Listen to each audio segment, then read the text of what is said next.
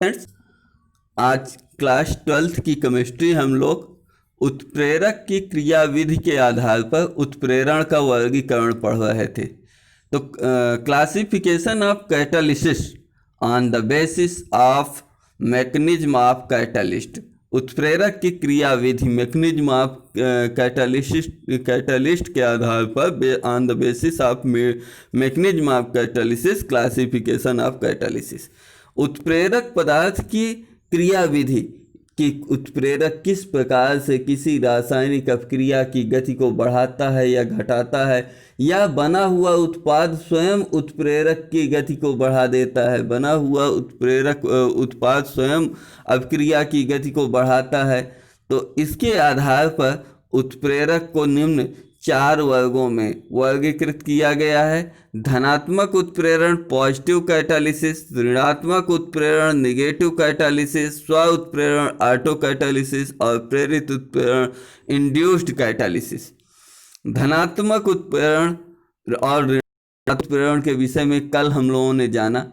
धनात्मक उत्प्रेरण ऐसे उत्प्रेरक जो उत्प्रेरक जो रासायनिक अपक्रिया की गति को बढ़ा देते हैं, धनात्मक उत्प्रेरक कहलाते हैं।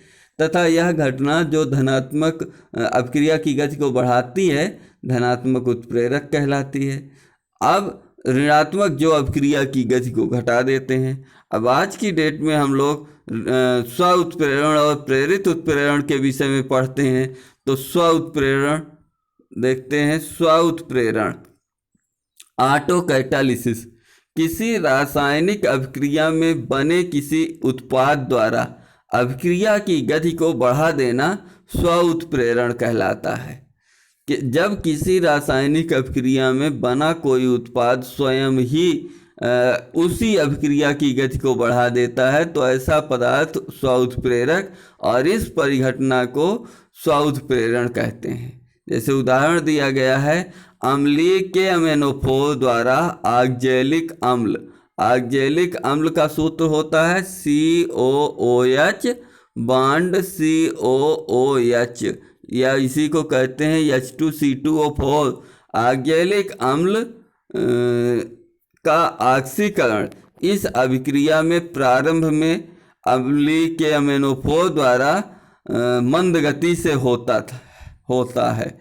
अभिक्रिया प्रगति के साथ, जैसे जैसे अभिक्रिया प्रगति होती है उत्पाद बन जाता है, तो अभिक्रिया प्रगति के साथ उसका वेग बढ़ता है, क्योंकि इस अभिक्रिया में बनने वाले Mn2+ आयन उत्प्रेरक की भांति कार्य करने लगते हैं, जो अभिक्रिया की गति को स्वयं बढ़ाने लगते हैं। उस अभिक्रिया के लिए उत्प्रेरक की भांति कार्य करते हैं। तो यह Mn2+ आयन ही क्या करेगा? Mn2+ आयन ही स्व उत्प्रेरण का कार्य करेगा। तो इसके लिए रासायनिक अभिक्रिया दी हुई है। 5COOH ये ऑक्जेलिक अम्ल है, +2 के अमेनोफोर ये उत्प्रेरक का कार्य करेगा। ये 3H2SO4 के साथ क्रिया करके 2MnSO4 + K2SO4 + 10CO2 + 8H2O ये अभिक्रिया कर रहा है। या इसी अभिक्रिया को लिख सकते हैं, इसको शॉर्ट फॉर्म में, माने कि इसको आयनिक रूप में लिखा गया है। तो 5C2H4- दोनों हाइड्रोजन परमाणु हट गए, +2 के अमेनोफोर के पोटेशियम आयन को हटा दिया, तो 2MnO4- +6 है, ये 6 होना चाहिए, 6H+ 3 2 6 ही तो होगा। एरो 2Mn+ +10CO2 + 8H2, नहीं 16 ही है, ठीक। तो यहाँ पर 2Mn+ आयन स्वतः उत्प्रेरक की तरह कार्य करता है, अतः यह स्व उत्प्रेरक होगा और यह अभिक्रिया स्व उत्प्रेरण की अभिक्रिया कही जाएगी। और इस क्रियाविधि के आधार पर उत्प्रेरण के वर्गीकरण का लास्ट पार्ट प्रेरित उत्प्रेरण इंड्यूस्ड कैटालिसिस के विषय में पढ़ते हैं। जब किसी रासायनिक अभिक्रिया में बना उत्पाद स्वयं किसी दूसरी अभिक्रिया की गति को संपन्न होने के लिए प्रेरित करता है, दूसरी अभिक्रिया को पूर्ण होने के लिए प्रेरित करता है, तो उस पदार्थ को प्रेरित उत्प्रेरक तथा इस घटना को प्रेरित उत्प्रेरण कहते हैं। उदाहरण, सोडियम सल्फाइड Na2SO3 का वायु द्वारा ऑक्सीकरण हो जाता है। सोडियम सल्फाइड Na2SO3 का वायु द्वारा ऑक्सीकरण हो जाता है किंतु सोडियम आर्सेनेट Na3ASO3 ये सोडियम आर्सेनेट है का ऑक्सीकरण नहीं होता है। तो क्या हो रहा है कि यहाँ पर रिएक्शन दोनों की दी गई, sodium sulphide Na2SO3 plus half O2, इसका तो ऑक्सीकरण सोडियम सल्फेट में हो गया Na2SO4, किंतु Na3ASO3 सोडियम आर्सेनाइड, इसमें जब हाफ O2 मिलाते हैं, ऑक्सीजन मिलाते हैं, तो ये नो रिएक्शन, कोई अभिक्रिया नहीं होती। परंतु यदि सोडियम आर्सेनाइड का ऑक्सीकरण सोडियम सल्फाइड की उपस्थिति में कराया जाता है, माने दोनों को यदि मिला करके एक ही पात्र में ऑक्सीकरण कराया जाता है, तो सोडियम आर्सेनाइड का भी ऑक्सीकरण हो जाता है।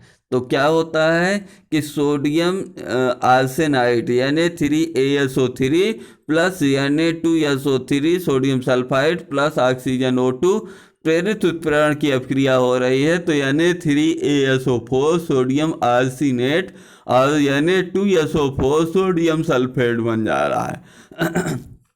इस प्रकार से एक अभिक्रिया में बना उत्पाद दूसरी अभिक्रिया की गति को उत्प्रेरित कर दे रहा है, दूसरी अभिक्रिया को होने के लिए प्रेरित कर दे रहा है, अतः यह प्रेरित उत्प्रेरण का उदाहरण होगा। और प्रेरित उत्प्रेरण से संबंधित ये बातें हमारी समाप्त होती हैं। आज हम लोगों ने इसकी क्रिया विधि के आधार पर धनात्मक, ऋणात्मक, स्व उत्प्रेरण, प्रेरित उत्प्रेरण, जो कि एक महत्वपूर्ण टॉपिक है, बहुत ही महत्वपूर्ण टॉपिक है, इनको चारों को आप ज़रूर याद रखिएगा। तो बोर्ड एग्जाम के दृष्टिकोण से ये बहुत इम्पॉर्टेंट टॉपिक हैं चारों, इनको आप कंप्लीट बिल्कुल रखिएगा। और मिलेंगे अगले टर्न पर अगले नए टॉपिक के साथ, तब तक के लिए जय हिंद।